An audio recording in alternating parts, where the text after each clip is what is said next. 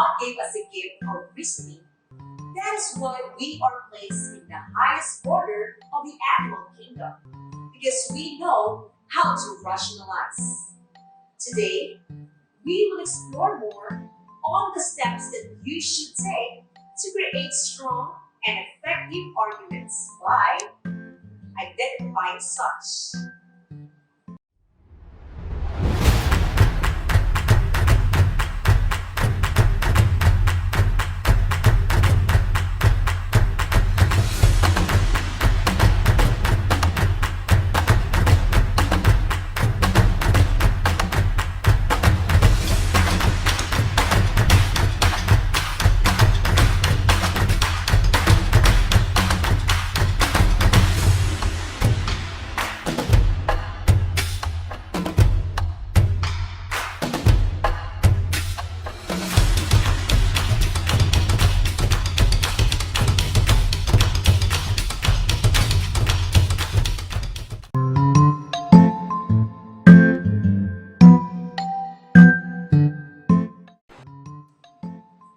Good afternoon, students!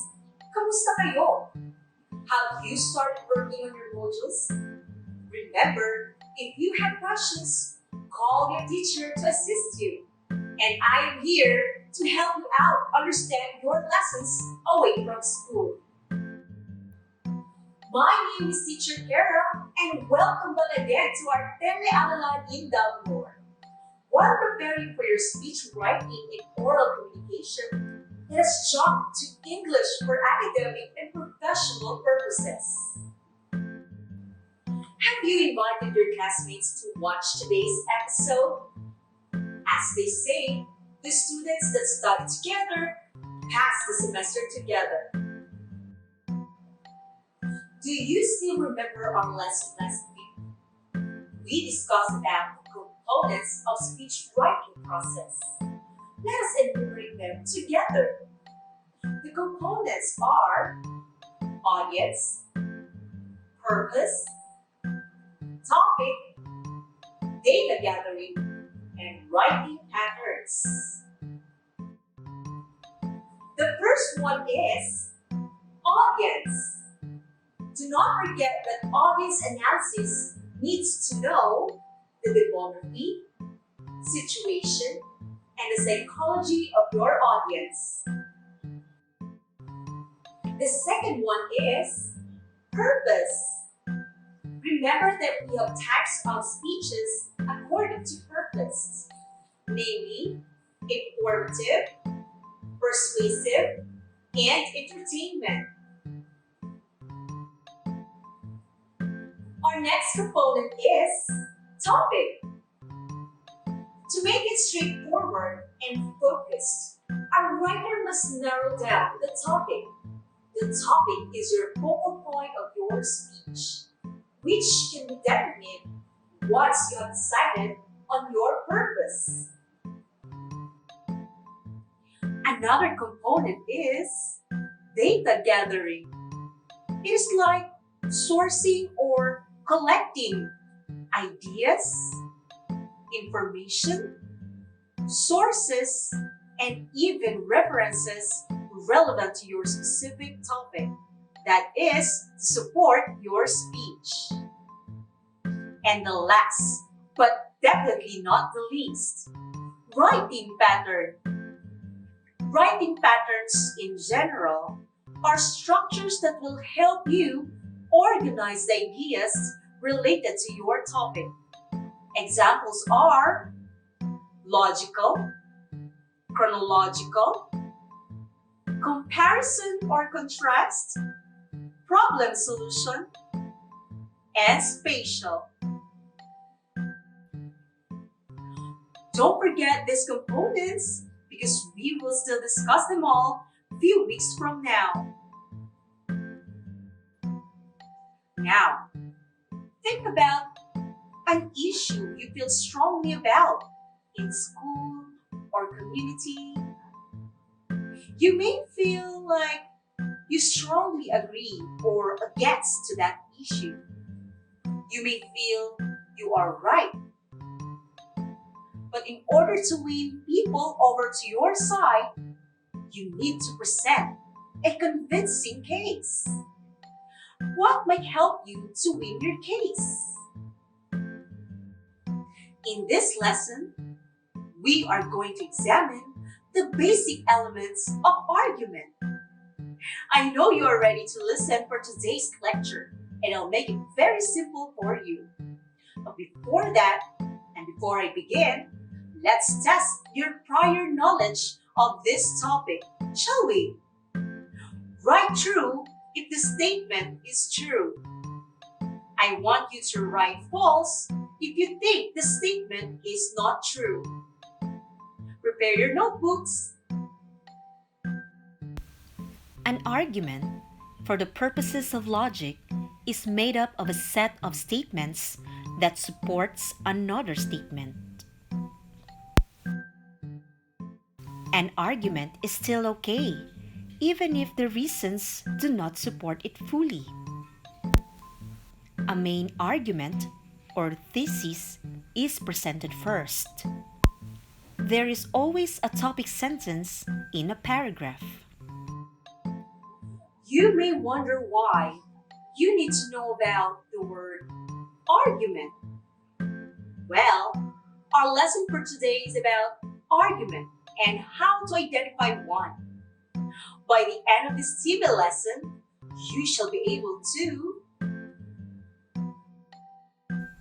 define what is an argument, identify and analyze arguments in essays or texts, and distinguish types of arguments and choose appropriately in actual writing. What is an argument? the kind of argument we are talking about here is not what we often use in everyday language, which refers to a fight or conflict between people. An argument is a formal way to make a point in academic writing. An argument consists of 3 parts. Firstly, a claim or statement that summarizes the main idea. Secondly, reasons why that claim is true, and evidence to support that claim. Please bear in mind the following vocabulary because you will be hearing it several times in our lecture. Claim is a statement of position on an issue.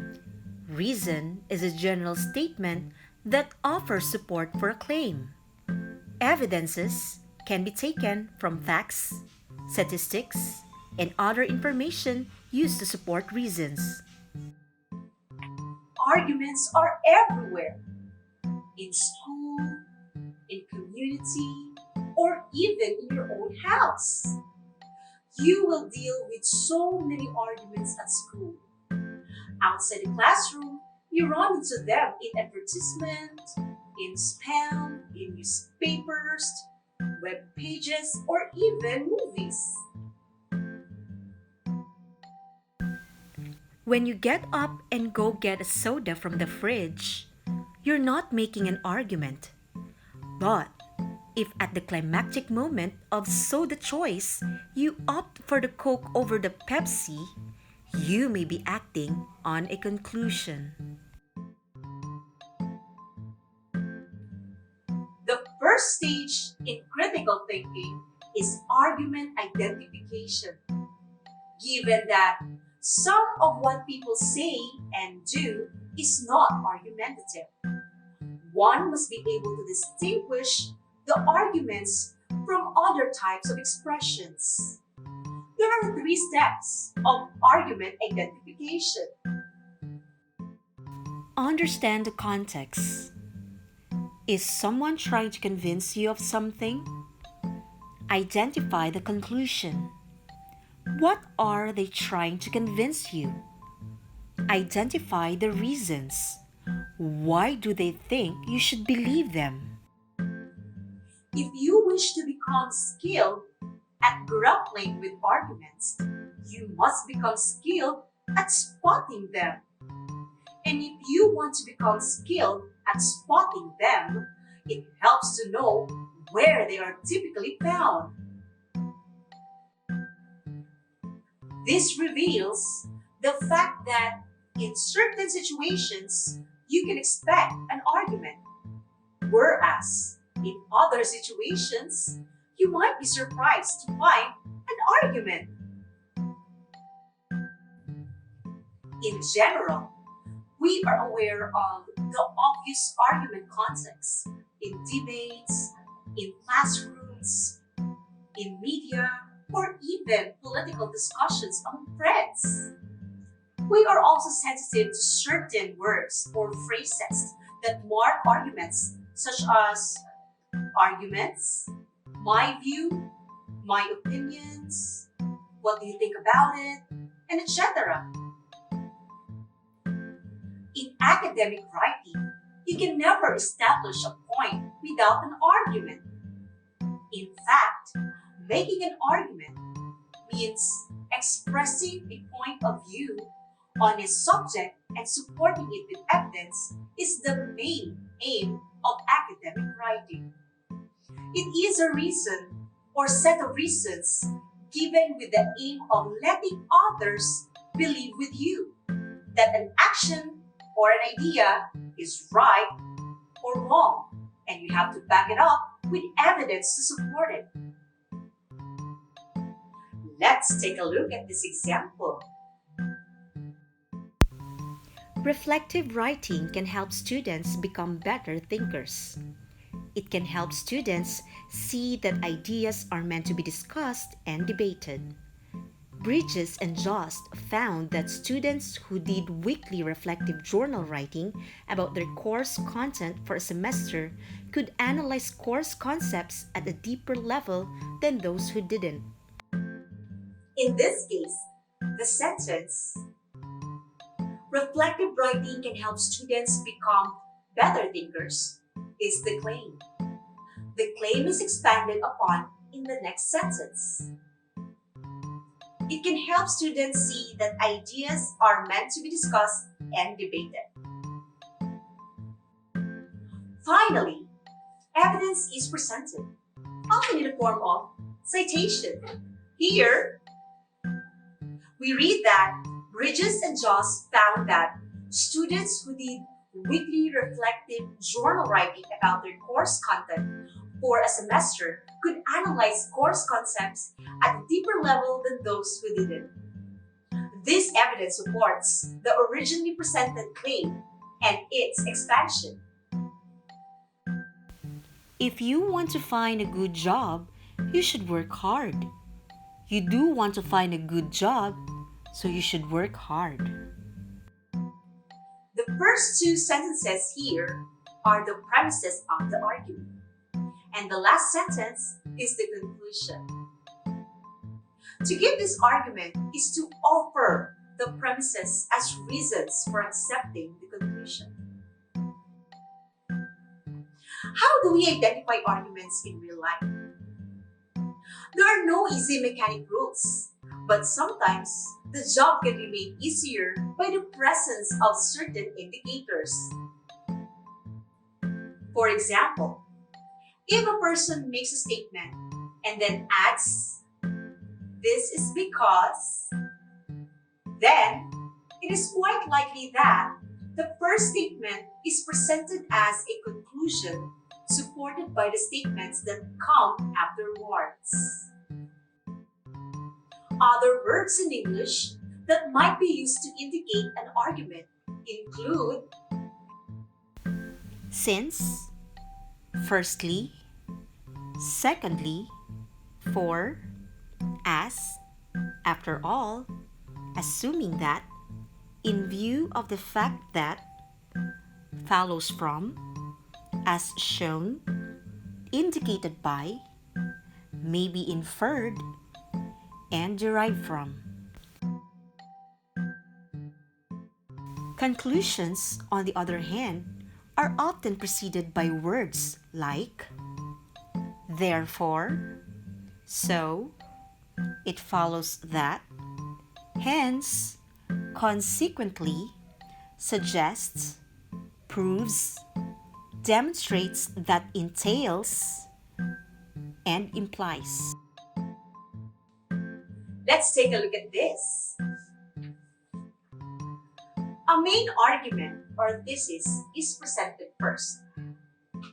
Then, different sections are formed with the purpose of supporting the main argument. Within those sections, we find paragraphs which hold the purpose of supporting the sections that support the thesis.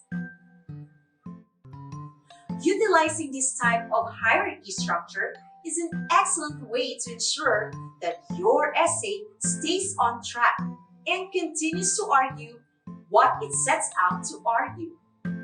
Let's continue on to identifying arguments within academic writing. When reading, you will need to identify arguments in order to properly understand the main points. In paragraphs, a topic sentence often identifies the main claim or idea of the paragraph. This is usually the first sentence, but not always. To find it, follow the following steps. Firstly, read the paragraph. Next, ask, what is this paragraph about? Thirdly, summarize the content in your own words. And lastly, find the sentence within that paragraph that best matches the summary. This is likely the stated claim of the paragraph. Most other sentences in the paragraph provide reasons and evidence to support the claim made in the topic sentence. Reasons and evidence explain why and how the claim is true, and usually consist of quotes or ideas from scholars, data, or facts. There are two types of arguments, namely deductive and inductive. What is deductive? For a deductive argument, you start with a premise that is assumed to be true or correct, and there is no more logical reason than a true premise. For example, you assume that God exists and He is kind, and then determine what would be logically followed from such an assumption. Well, you can begin by assuming that if you think of it, then it must exist. With deduction, you can provide absolute proof of your conclusions, given that your premises are correct. However, remember that the premises themselves remain unproven or disprovable. Examples: all men are mortal. Ronald is a man. Therefore, Ronald is mortal. The first two statements are true, and the conclusion must be true. Another example is, to hold a bachelor's degree at Mindanao State University, a student must earn 120 credits. Lily has more than 130 credits. Therefore, Lily has a bachelor's degree. How about inductive argument? This type of inference doesn't have to be true, but probably is. This is most likely the useful and practical argument we can use. For example, it usually takes me an hour to get to work, so if I leave at 8, I'll probably get there by 9. True education makes us behave in the most acceptable manner. If your ways are objectable, you're not truly educated. I'm going to show you two authors who make different claims on the same topic. Let us see how do they support their claims with reasons and evidence. Check this out. Every citizen should have access to a free, universal healthcare system. This would allow medical professionals to concentrate on healing their patients rather than dealing with insurance procedures and liability concerns. Each person has a right to be cared for, and having access to free medical services provide patients with the opportunity for regular checkups when otherwise they may not be able to afford them. Universal healthcare is an impractical system where total costs end up being much higher compared to privatized care. Doctor flexibility is decreased due to government policy, and those that are healthy are forced to subsidize the health benefits for smokers and those that are obese. Everyone should be given access to health care, but not in a publicly controlled system. These two passages reflect an opinion about a universal healthcare system, aren't they? Although each paragraph discusses the same topic, they both claim very different things. The first paragraph argues that universal healthcare gives doctors the opportunity to focus on care over insurance concerns, while the other argues that doctors' flexibility is decreased in such a system due to intrusive government policy. The other paragraph argues that universal healthcare gives everyone the opportunity for regular checkup, no matter the cost. While the other paragraph argues that such a system forces the healthcare to subsidize benefits for those needing care due to smoking or obesity. Ultimately, each author supports his claim with effective reasoning. Don't forget that as you read, make sure you understand the claims that the author is trying to make. Let's take some time to practice a few things we just went over, shall we? I will give you a very brief paragraph, and I want you to find the main idea. Game? Digital piracy is not killing the music industry. History has shown that formats shift and change depending on consumer preferences. LPs and cassettes have been phased out to make room for CDs. With the current shift from physical to digital, consumers have the freedom to purchase individual tracks instead of whole albums, a move that explains the drop in album sales and, as a result, overall profits. What is the main idea of paragraph 1?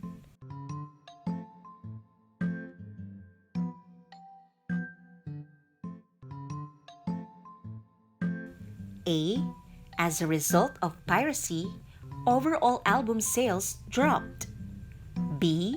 Consumers prefer digital media over physical media. C. Digital piracy is not killing the music industry. And letter D. LPs and cassettes have been phased out to make room for CDs.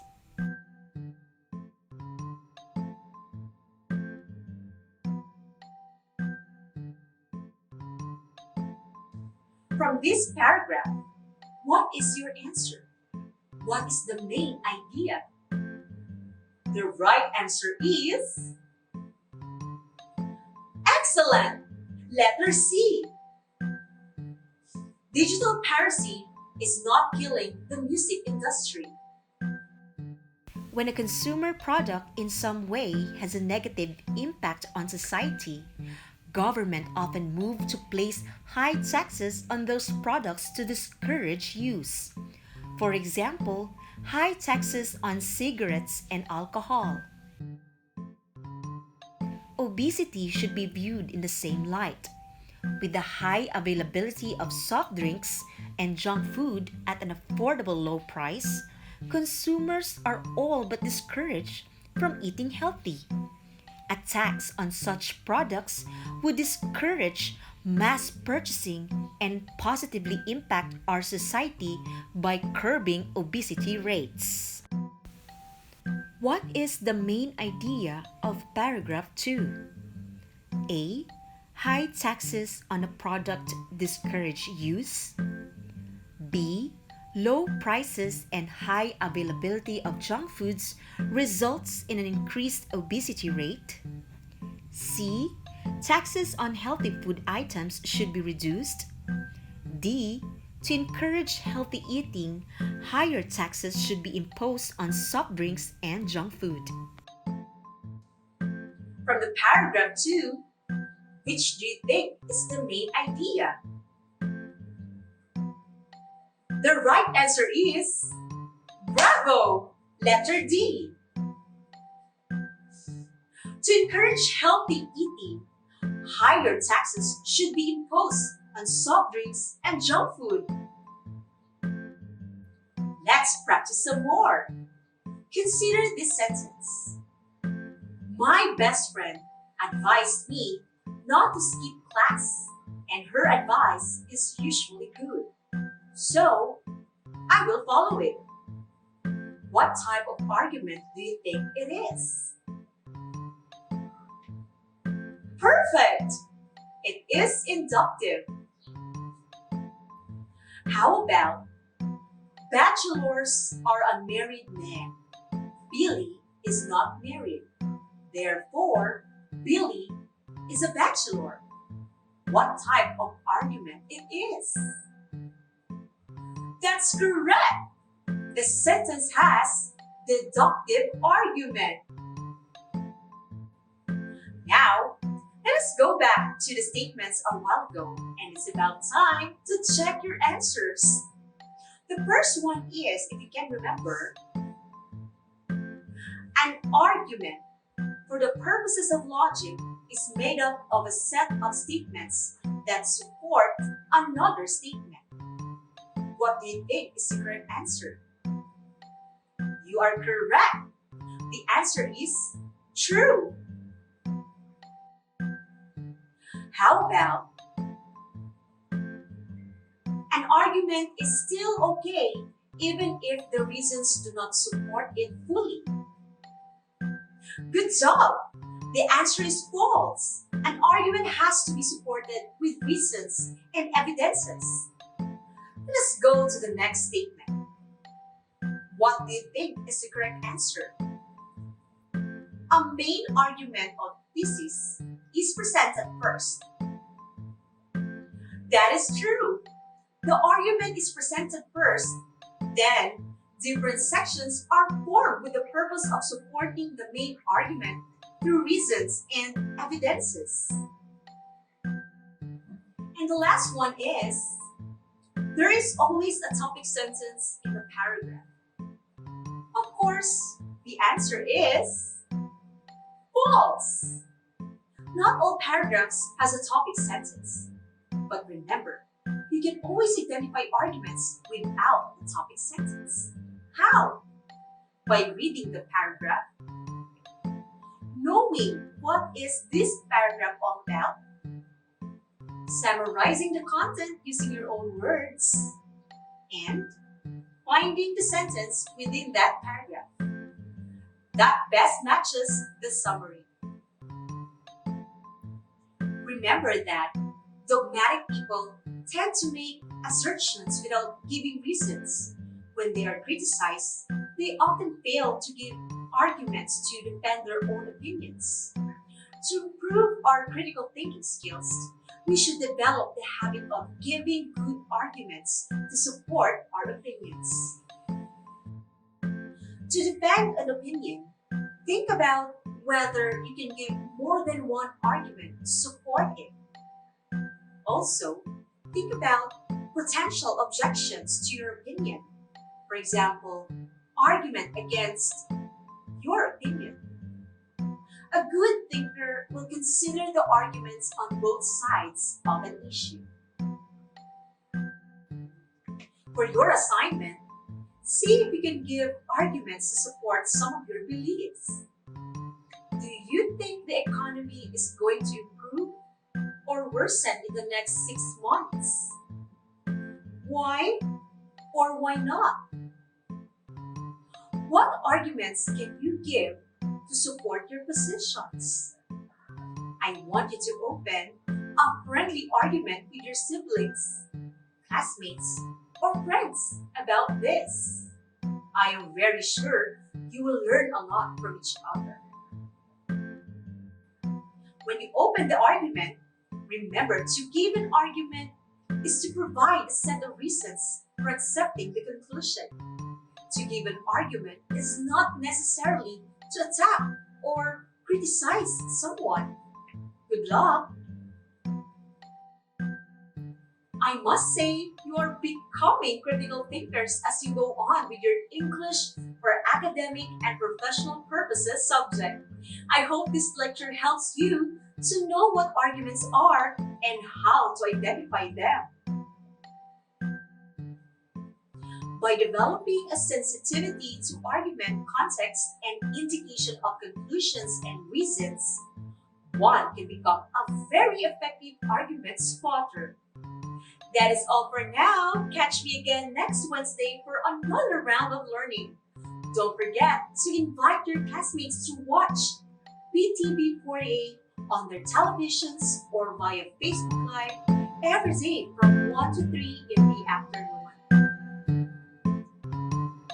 This is again your teacher, Mom KERRA, reminding you to stay home, stay safe, and always pray to God.